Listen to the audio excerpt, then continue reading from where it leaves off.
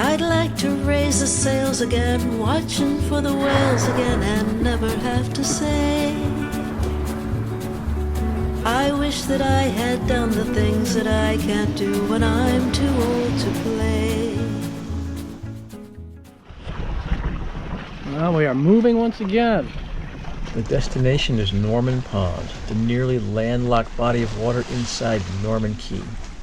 With a really shallow, narrow, sketchy entrance that everyone freaks out about. But once again, we only draw 3'3", so should be okay. It's nearing high tide, but will be as we approach.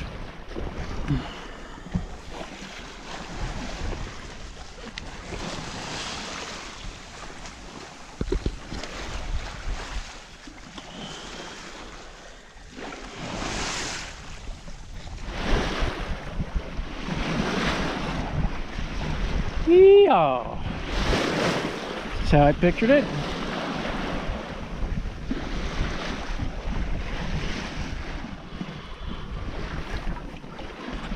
Making some volts.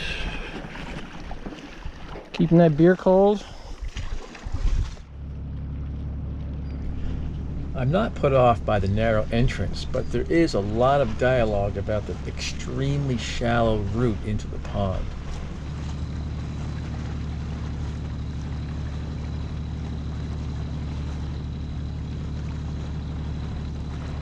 I did see 3.5 on the sounder. You can hear the alarm going off now. Avocet draws about 3'5", but the sounder has an 8-inch cushion built into it.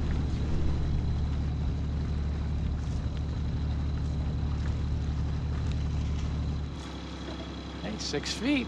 I can deal with that.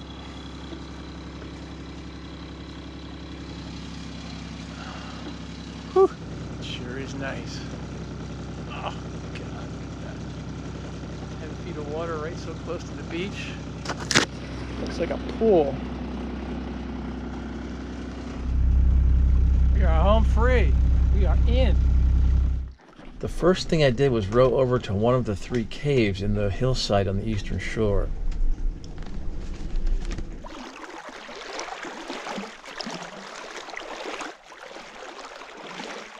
I then took a walk on that beautiful beach I passed coming in. I'm glad I'm here now because it looks like they're going to build several houses just behind those trees. I have another job tomorrow to do, which is to put on a new zinc on the prop shaft. Now, if you're not familiar with boats, any boat will have several sacrificial zinc anodes. And the reason is that in salt water there are stray currents, and the stray currents, electrical currents, will eat away metal, but they'll attack the least noble metal first. Excuse me. So zinc is one of the lesser noble metals, and rather than have your prop shaft get eaten up or your prop, etc., you put a clump of zinc down there and let it get eaten up. And the one that I had on the prop shaft has gotten eaten up and is gone, so I've got to get another one on there quick.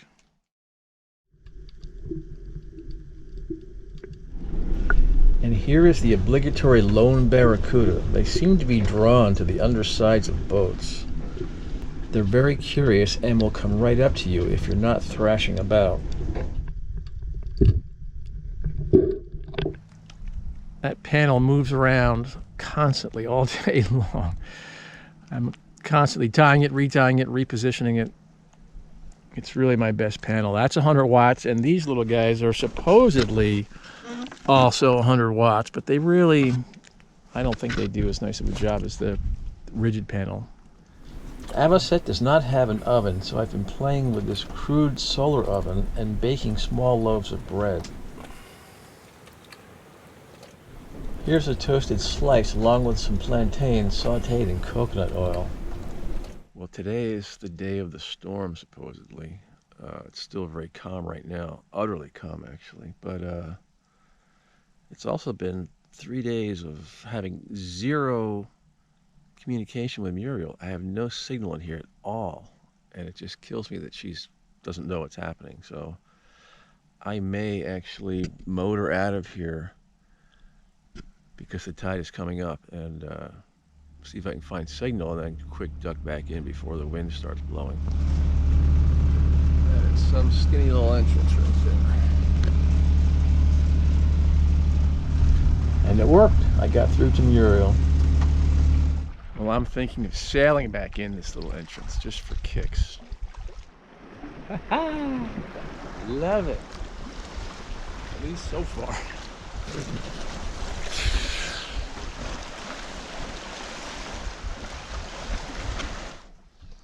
I can see why someone would want a house here, but as I said before, I'm really glad to see it pristine and empty. Well, so far, the storm that's supposed to come, it's high 20s, gusting to 35 winds, thunderstorms possibly.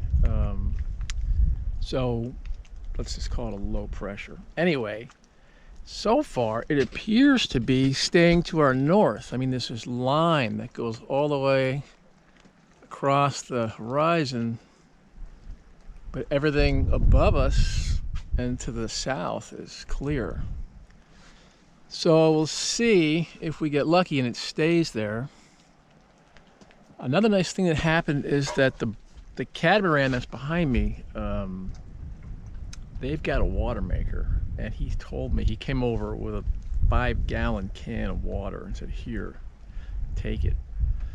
It was exactly the amount of water that I was short. I filled up the tank to the brim. I filled up the empty cans I had, every last little bucket, water bottle, whatever. I filled it, and that drained the 5-gallon can. So I was going to film it. They didn't want to be on camera, but it was a really nice gesture, and I appreciate it. I thought about riding out the higher winds on this mooring I found further up in the pond until I inspected it.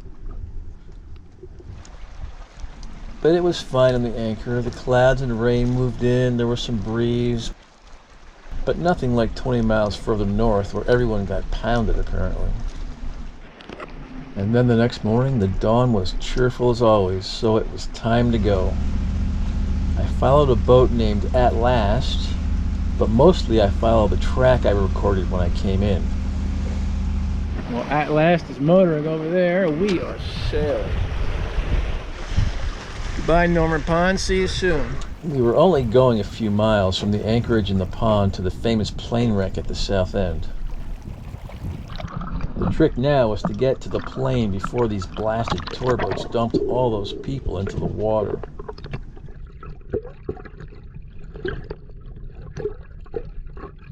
The plane is a Curtiss C-46 Commando, a World War II troop transport plane. Carlos Leder, a member of the Medellin drug cartel, some say a founding member, used this airplane and others to fly cocaine from Colombia to the U.S. Norman Cay was his headquarters and a refueling stop, and Leder changed the way coke was brought into the U.S. via full plane loads instead of human mules with relatively small amounts hidden on their person or in their luggage.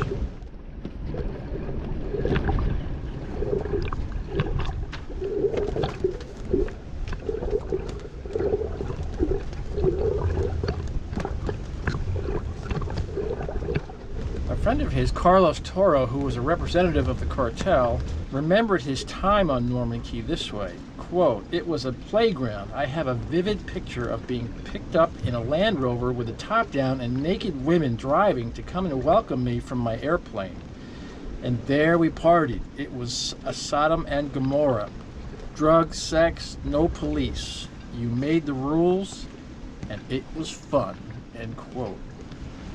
I don't have a photo to go with that, sorry.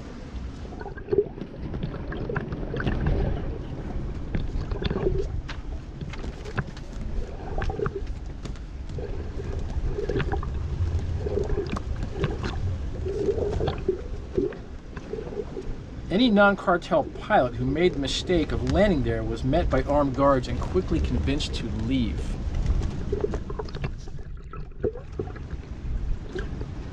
Apparently the beaches were patrolled by armed guards and attack dogs, and the Bahamian government just let it ride for years, and only under some pressure from the US government did they really start to crack down on the whole operation. What a scene. We've just left the plane wreck and we're heading past Shroud Cay.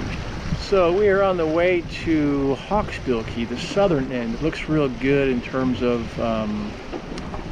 proximity of islands that form a barrier to the winds for tomorrow, which are supposed to be kind of strong from the southeast and east. So I could anchor along the backside of any of these islands and be protected, but sometimes the swell comes around from either side. So this place, at least on paper, looks like it'll be better. It's supposed to be a real pretty spot.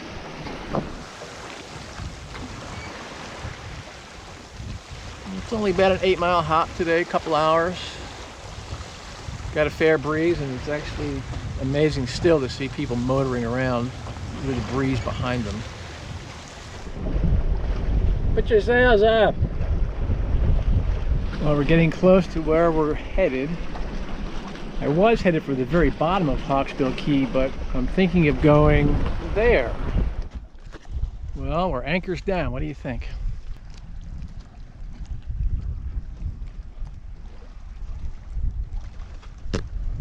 Beach and more beach.